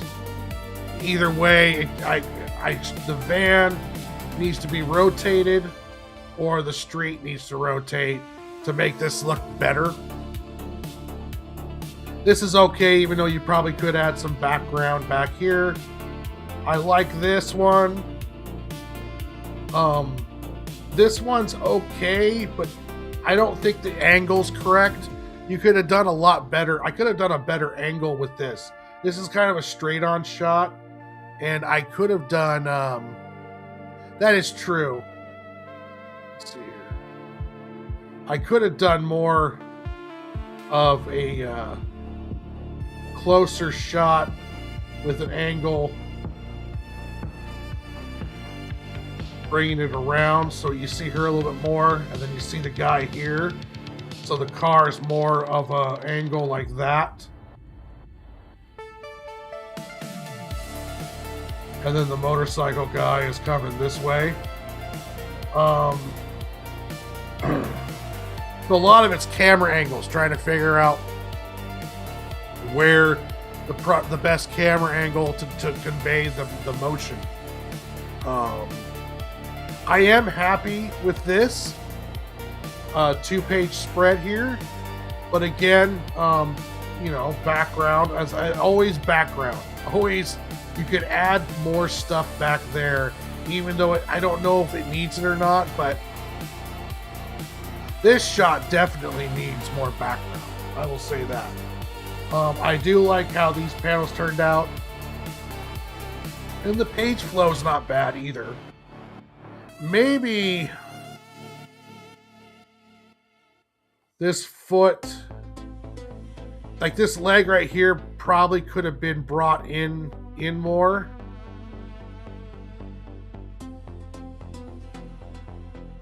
Than what it is, just because to show right now that like this leg width and this width right here, I probably could have shrunk this a little bit more or made this leg bigger with that crack to get the better look of the right kind of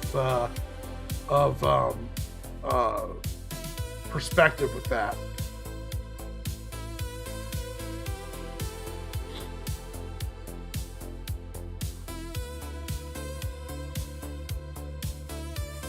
Same thing, street's too clean. Van is too clean.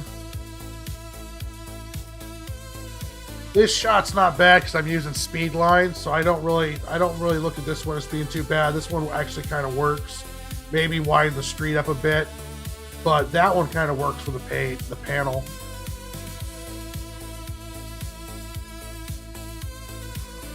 I like this shot. It's in the rearview mirror. I probably could have done speed lines here, and maybe do the car window here. This panel looks fine. This one right here, and maybe some speed lines in here, but I don't know.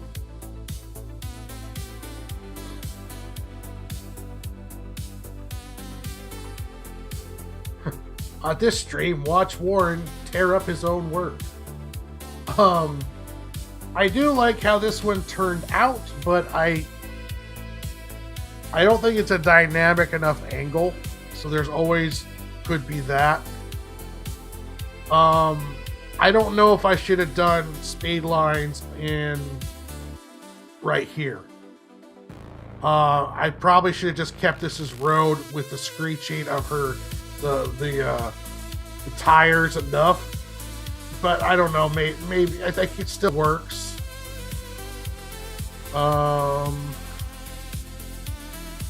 Yeah, so more dynamic, maybe of an angle for the explosion, more maybe of like a ground level, and possibly not using speed lines in this one.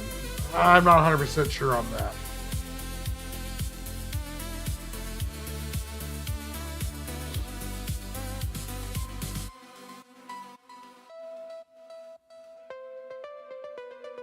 Yeah, true. That is true. The helmet proportion size, yeah, I believe I agree with you on that one.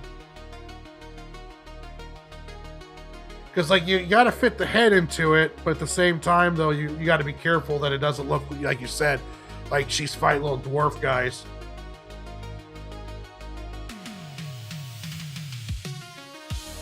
So here I show her going into the mall.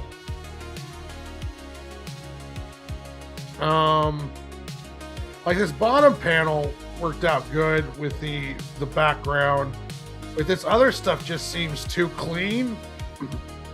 And I could have added more things like seam lines and bolts, something else in the background, or maybe another conveyor going the opposite direction.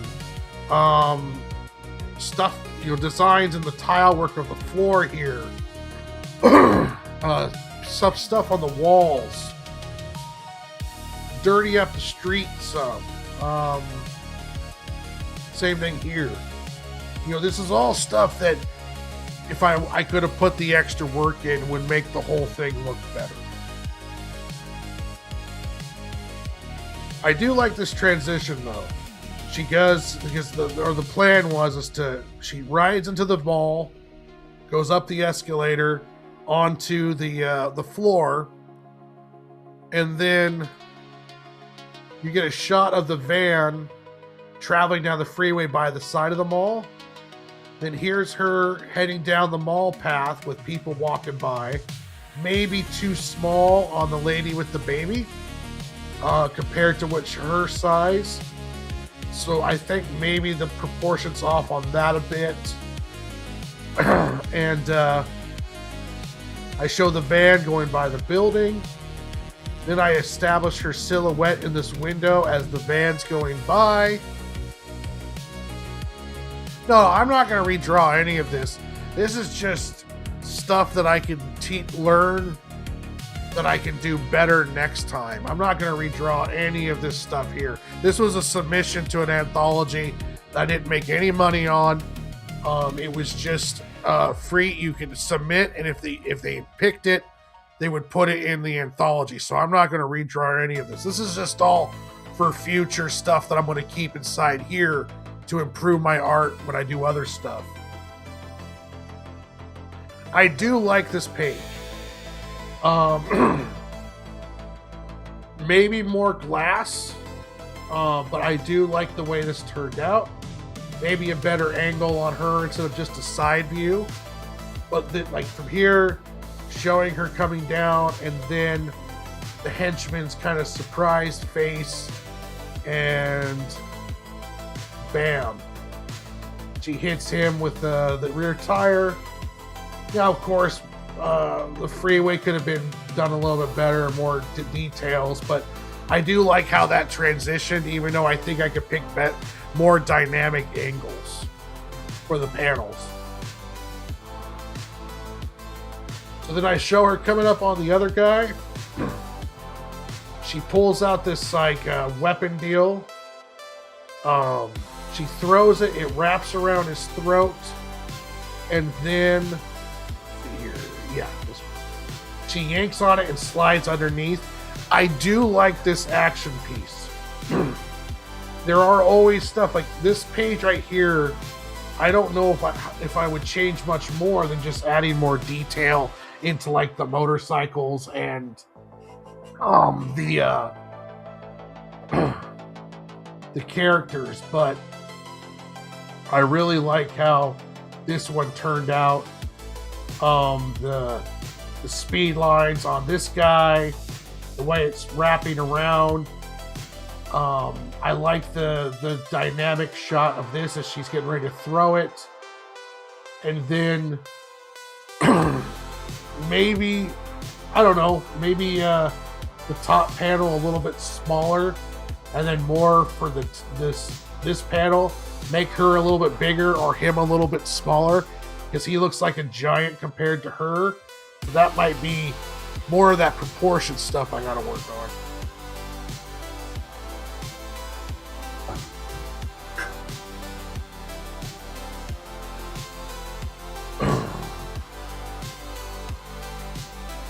So now they notice that she's in there, and they grab their guns, and they open up the back door, and boom, this middle guy gets hit with a sword that she threw. And then they look behind and she's not there. Now I probably could have done speed lines around the side here instead of just look like a void, or actually draw in the side of the freeway and maybe some of the buildings passing by. More just do backgrounds, being lazy. Let's see here.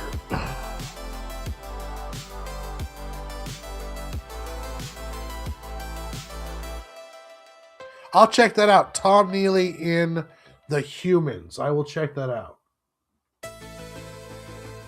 So for this action piece, she throws her knife at this guy, and then she sees this truck pouring out dirt,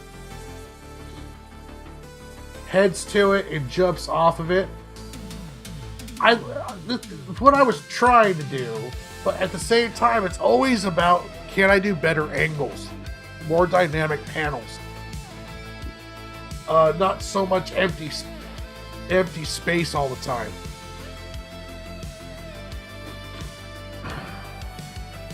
I like how that looks. And then she jumps off and she lands to the window and double kicks those guys. Could have done better on her going through the window. I do like this shot here at the bottom, but this one here could have been done better, I think.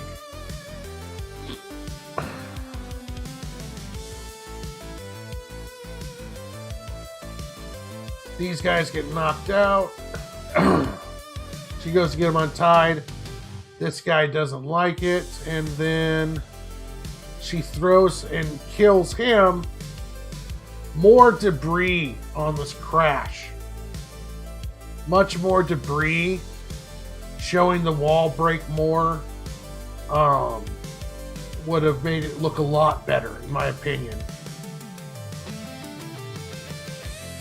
I like this shot. That one turned out good. And then I show them inside the van. She grabs Jeremy and leaps out for the big landing with the explosion behind.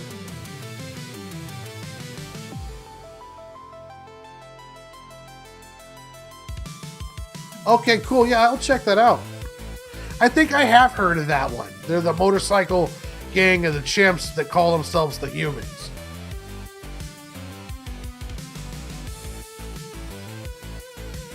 You know, then they share a moment. And of course, anatomy, background anatomy. And that's the end of the deal. So, you know, that's all the stuff like. And like I said, I'm not going to redraw it. I do. If you look at your own work with a critical eye, and you can see where you can improve on stuff, and just be honest with yourself when you're doing this, and you'll get better. Honesty is a big part of it. Being honest with yourself and just saying, okay, where can I improve? I mean, I can go over the Cig and Joe stuff. It's the same thing. Stuff that I can fit, different angles, especially the first issue. Even storyline pacing wise, there's lots of stuff that I can fix on that one. Yeah, that's true. Stuff like that, Martha. Details inside the van, background details.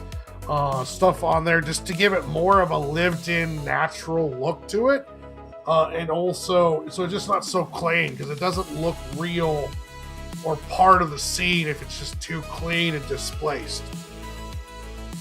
Daniel Warren Johnson's one that I like to study quite a bit.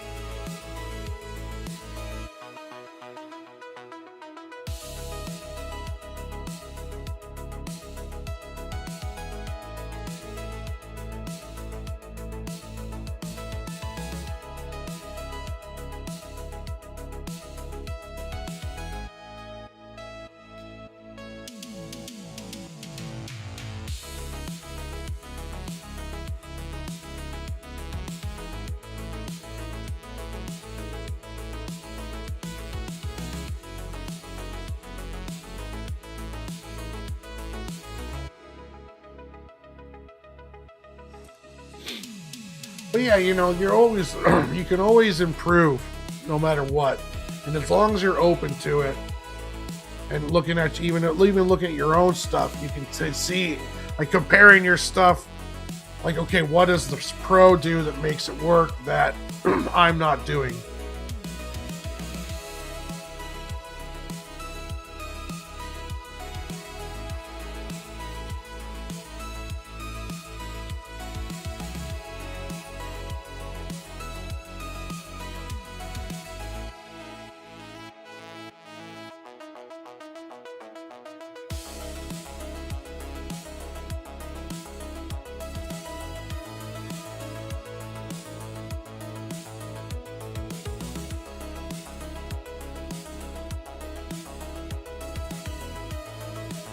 I don't even think I have the pencils for the Paisley Goslin anymore.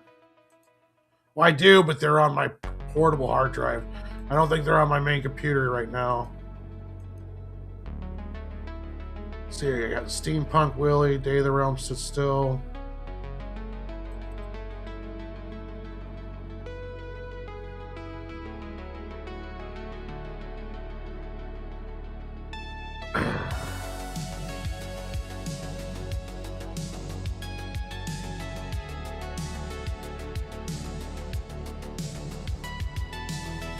This is one that I'm going to be tackling next year and working on fixing a bunch of stuff on and redoing.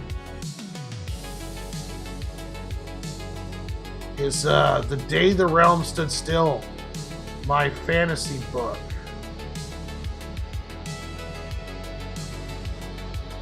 There's a lot of stuff I liked about this one.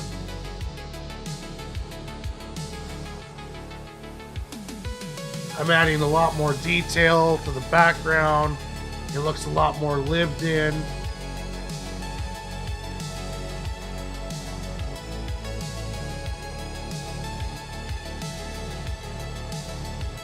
I really like the characters in it, but I'm going to have to come back to it.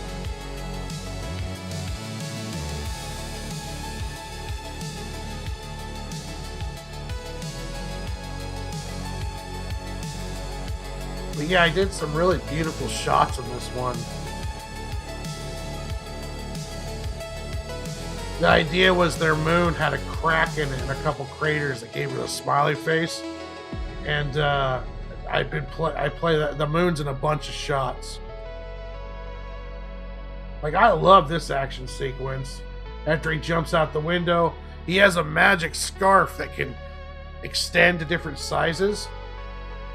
And he uses it to transverse around.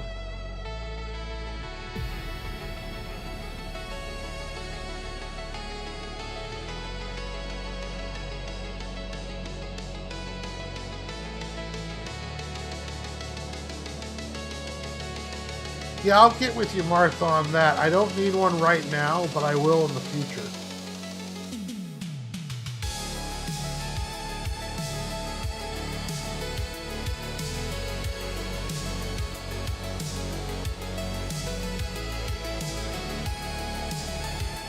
Yeah, these action sequences I'm really proud of. I still need to redo these pages though. I'm going to redraw a lot of this stuff and add more to it, but I'm really happy at the time period with how this stuff worked out. Very dynamic. I learned a lot of stuff making this one.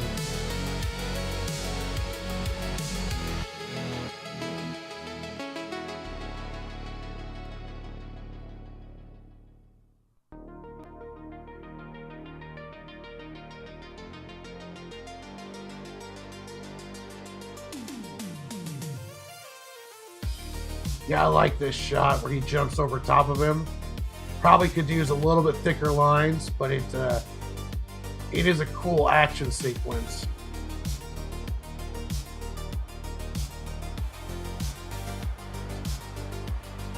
And then enters in Cecil. He rides his magic staff like a surfboard.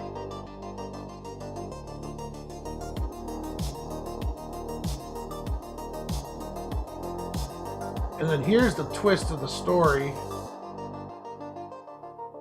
As they're talking and going on to their next deal, they see a comet, and then the comet turns and heads straight for them. Crashes into the bay. And then, Cecil saves them. There's a huge explosion.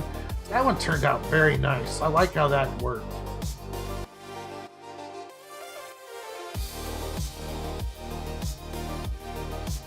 I should have kept working on this one. This one looks better than I remember.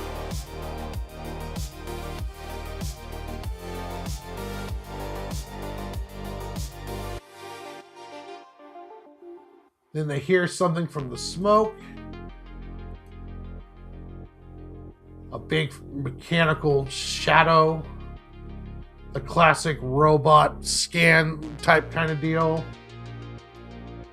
And then, bam.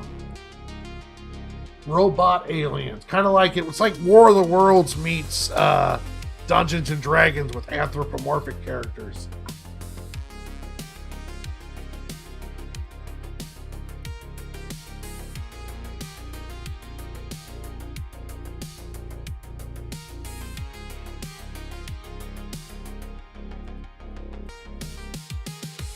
And this was only the first part of it. I have a second part already written out. I just have to do it.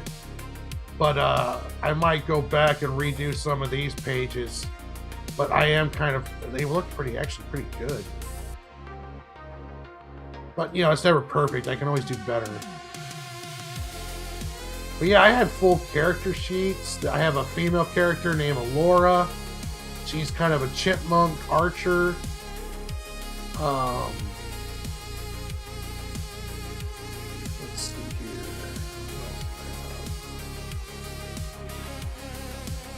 Yeah, this is another one named Stewie. He's the main character.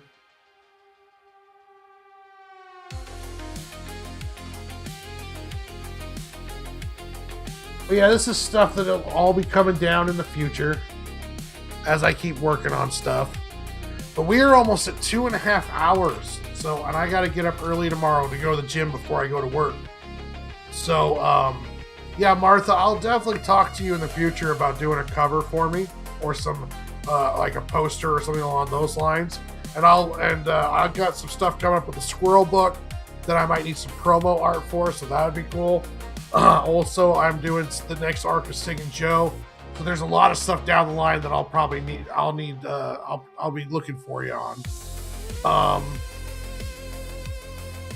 But let's put it this way. But yeah, I want to thank everyone for stopping by tonight. As always, I have an awesome chat. You guys are so cool. Martha, Phil, WZ, my goat, Laps, Pete, Ichthus, everyone who stopped by today. I love all you guys. You guys are awesome. Thank you for making my chat filled up. Thank you for following me, and thank you for the comments on my daily journal.